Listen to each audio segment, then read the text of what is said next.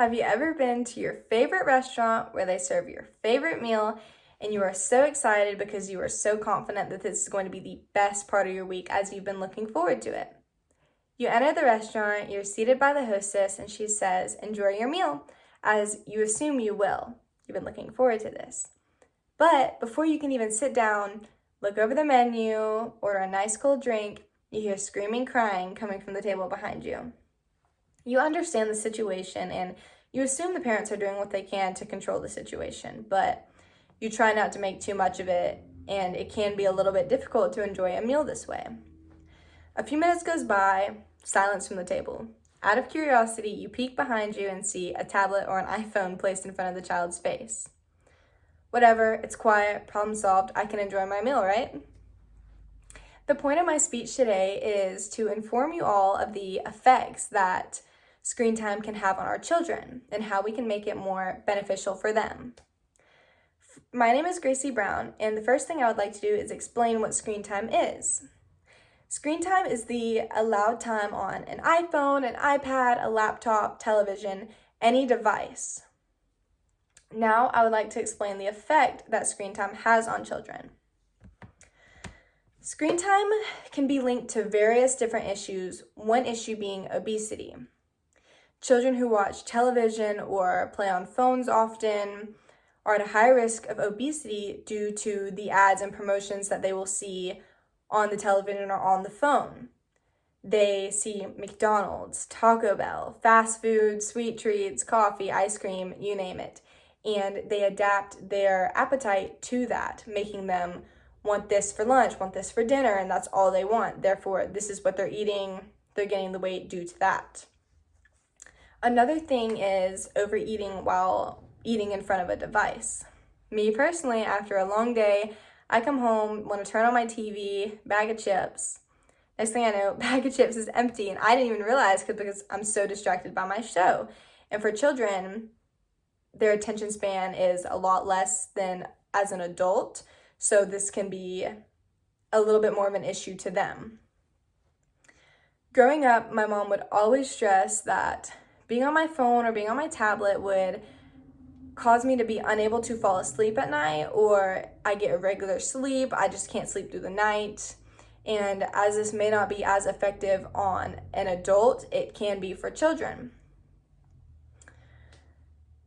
This can cause them to develop irregular sleep schedules, which brings me to my next point, behavioral issues and academic performance.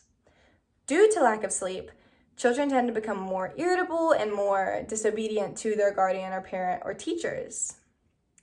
This also can cause them to have social issues where they won't socialize with people, and isolation issues where they may isolate themselves from you as a parent or siblings, classmates, teachers.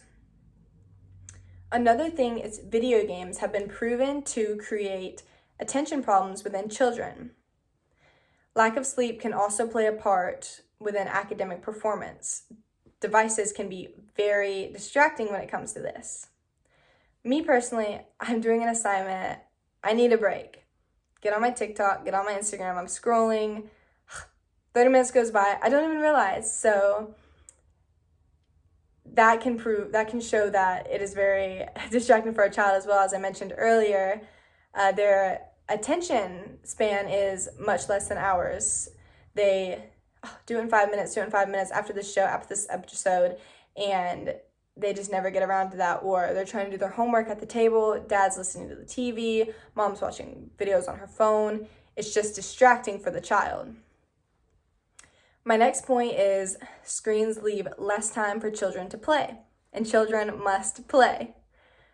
Allowing our children as much playtime as possible allows for learning life skills, communication skills, blossoming friendships, and so much more, which is why less screen time and more time in the playroom can be so beneficial to our children.